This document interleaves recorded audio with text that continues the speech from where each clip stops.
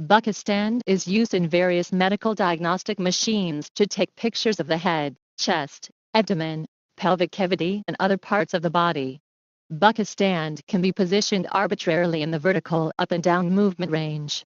It is easy to operate, flexible and reliable in film shooting and has a wide range of applications.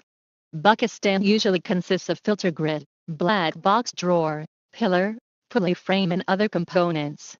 16. Moreover, it is convenient to install bucky stand, which only needs to be placed on a flat and hard ground 180 centimeters away from the ball pipe, so that the vertical center of the film box coincides with the center of the ball pipe. Once adjusted correctly, aim at the 4-hole centers with a diameter of 8.5 in the bottom of the column of the device, and then drill holes with an electric hammer to install 4M8 expansion screws, and then tighten them. New bucky stand can be divided into various types and models, which can be selected according to their own needs. Our bucky stand can meet your different purchasing needs.